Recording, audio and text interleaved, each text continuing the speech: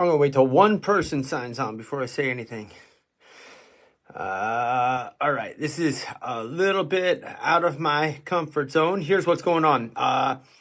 My daughter, Cece, some of you know, had a singing show at the high school. This is a big deal. She's in second grade, and her show was at the high school, so this is a very big deal. She was very excited and had to be there. So thank you all for joining me a little bit later. 8 o'clock for me is about my bedtime, so bear with me. I got a few things, including number one, I think I left my glasses at the show, so this is going to be a problem. If I look like I'm squinting, well, that's why. Man, I've been training indoors. Who else is hit with the freezing cold weather and the snow and everything? I mean, I love the snow, but it's been too cold. Anyway, training outdoors has been out of the question lately. And so I've been training on the trainer. And man, last night I went to bed with, had a sore throat. Not slowing me down any. I've got plenty of energy. And so I trained today and yesterday and did all 3 rides this week. But man, if I catch a cold again, I think I had pink eye last week, 2 weeks ago. I had a cold before that. I don't usually get sick, so what is going on here? So a timely post, in How to Navigate Training and Illness by Danielle Slota. That's awesome. Thank you. I've told Team Wilbers already, and I asked you for an address so we could send you some swag because yeah, you've really set the topic for my talk tonight. So if you get a message looking for your address, it's just me. It's not some creep. All right.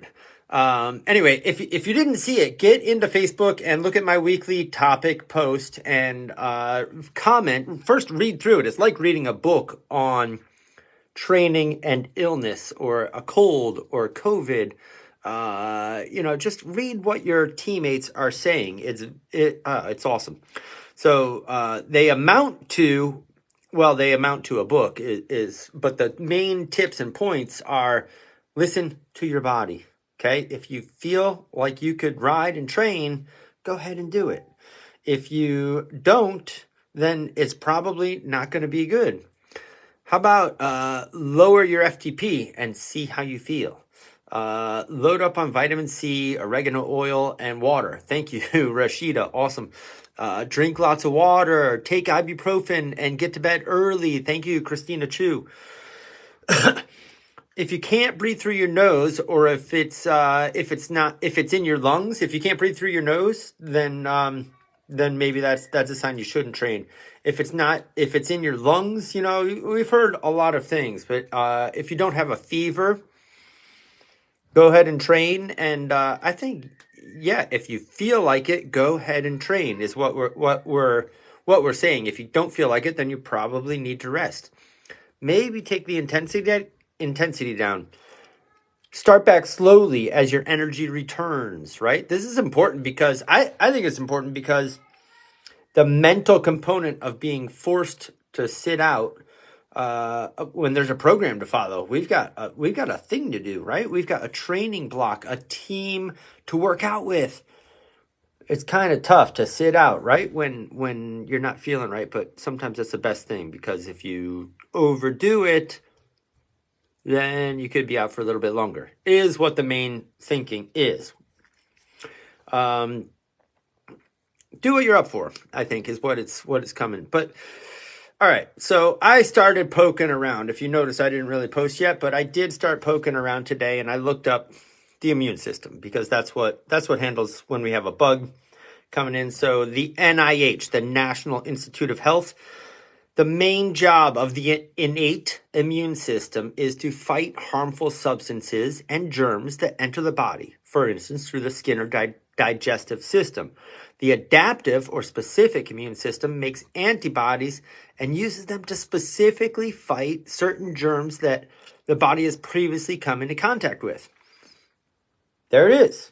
Our body has an immune system, a defense to fight against germs that come into us from all different ways. So how do we manipulate the how do we how do we rig the system, right? How do we boost overall the immune system? Because that's what we want, right? And so if you know, quick search on that from the CDC, the Center for Disease Control, has six main tips for boosting your overall immune system. And the very first one is an exercise routine. Awesome.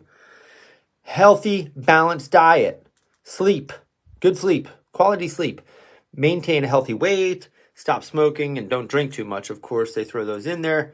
For us, an exercise routine. Well, you guys are way above that. We're not exercising, we're training. We got a plan, we're training, we're doing it. It's smart. So you're good on that. You mix that in with the diet and the sleep, and you all are optimizing your immune system. So that's what we want to do.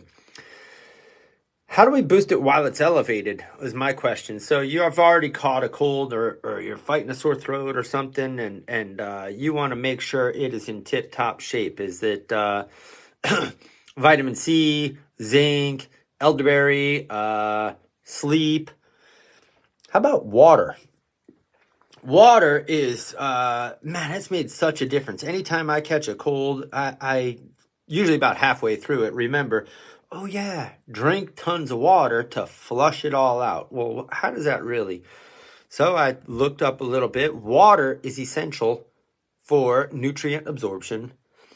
Nutrient absorption is obviously needed during the entire, water is needed during the entire digestive process, but particularly when it comes to nutrient absorption into the bloodstream. Water is needed for every little interaction of all the nutrients, and especially once the nutrients get into the bloodstream in that watery environment and it needs to be delivered. So if you're dehydrated, you are doing yourself a huge disservice while you're fighting an illness of any kind, really. And the key component of lymphatic fluid, okay, do y'all know that the lymphatic is really like takes toxins out of your body? Lymphatic fluid is separate from the blood, and it's circulating around, and it's collecting toxins and germs and anything that doesn't belong there, and basically getting rid of it. So as the lymphatic fluid circulates, it helps remove waste products, toxins, and impurities from your body. This is all from the CDC. Impurities from your body, including bacteria and viruses. Since your lymph system is about 96% water, it should make sense that dehydration could slow down the function of this natural drainage system in your body. Okay, so why do we drink? Because, well, the nutrient uptake and the lymphatic system. But then they also said, or I also did some looking, and in there it said light to moderate exercise may help boost the immune system to avoid sickness.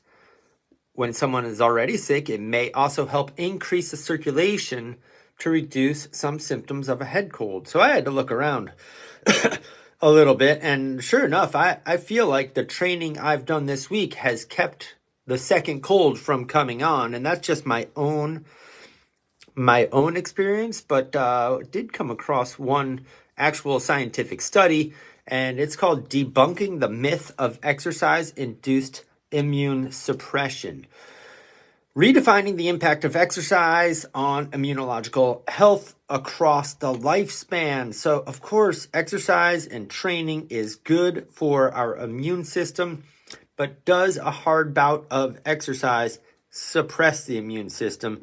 And they found that it actually does not. And in fact, in the hours right after that, the lymphatic fluid is flowing more and is actually boosted, only to then come back down, and that the effects you get from when it's boosted are more beneficial than the downswing until it returns to normal. So I'm going to include a link to that study because it is really long and very scientific, and I'm not going to pretend that I read the whole thing and even will attempt it, but I'm going to post it, and if anybody does and wants to give us the Cliff Notes, that would be awesome. But pretty much they that was cool to come across. So my question was, how do we impair or suppress short term. So how do we impair or suppress our immune system? So if you think you're getting sick, or what are the things? And so, well, we've already gone over what helps it. So what impairs it is a poor diet, not enough sleep, dehydration, and stress. Man, who else is going crazy these days with the new year starting? We are going 110 miles an hour. We're training. We're trying to take care of the families. We're trying to work. We're trying to get everything done, keep everybody happy. And the stress is going, anybody else? Yeah, of course everybody's sick. COVID, and oh man, it's just, you got to make sure you've got a strategy for dealing with stress, because the cortisol is in fact a steroid, and that is an immune response suppressor in many ways. And that's a whole nother talk. We could get into that. That would be awesome. All right. So that all being said, next week is recovery week. Next week being recovery week, go ahead and finish up this week strong. If you're feeling good, go ahead and do the Saturday ride, the 90-minute ride. Take the hour-long ride or the 45-minute ride, whichever one you're on Sunday, and go ahead, knock it out if you're feeling good. If you're not feeling good and you feel like maybe you need to take the intensity down a little bit, go ahead and do it. But what we're saying is, since you've trained and since that's an okay ride for you to do, it's probably okay to go ahead and train, as long as you feel like you're doing it. You're not suppressing your immune system. If you feel like you need the extra rest, get the extra sleep. That's what's going to be helpful. Listen to your body. So next week is recovery week. We're going to take the rides all the way down to PZE level. If you're following the classes, go for it. The classes are awesome. They're in the schedule. They were all PZE rides. Monday, Wednesday, and Saturday are the core rides. They are all 45 minutes, including Saturday. PZE classes with a mixture of Zone 3 and Zone 2. If you're following my timers, they will take you to 80% and 70%. So 80% for Zone 3, 70% for Zone 2. You can follow the class and use those percentages. You can follow my timers. Either way works. Thursday and Sunday, I believe the core classes are just 30 minutes. We just took it back. Like, take a day off even. Next week, chill, get recovered, get caught up on work, on other stuff, but sleep and take good care of yourself. But again, take the Zone 3 intervals at 80% and the Zone 2 intervals at 70%. Okay, the whole week, 80-70, or you could just ride straight across. My favorite, if you know me, 75% of FTP. So TSS is down from 191, weekly TSS, okay, add it all up. And this is based on my timers. Weekly TSS down to 191 from 287 this week, okay? This is a big week. 287 this week. And so next week's going to feel like a nice, easy week. Keep the consistency going. Sleep well, eat well, keep the stress down. Come up with a plan. Look ahead. That's about my talk for this evening, and I hope you all are doing awesome. Man, what an awesome post though, about training and illness, and I think a lot of us are out there, so lean in on each other, keep that discussion going. It's awesome. I do have I snuck that in the middle of nutrition week, so last week being fueling week, and that was an awesome discussion in the Facebook post. And then this week was supposed to be nutrition week, but I'm going to move that to next week, having to do with recovery and everything. So 2 things. I had an awesome talk with Coach Brian Hammond, and I posted that last night, and check that out. Hopefully that is interesting. And then tomorrow I am meeting with Marjorie, and Marjorie and I are talking, and we're going to talk about nutrition. And so if you do have any questions, I might put a post up, but we're talking, we've got some topics, and she's awesome, so I might steal all the questions. But if you do have something you really want to know, maybe post something up, and we'll see what we can do. But we already have an outline, and she's going to be amazing, so thank you in advance, and I will post that as soon as I have it ready. And that is definitely, get ready for the weekend, and hope everybody is safe and healthy, and I will talk to you all soon. All right, thank you.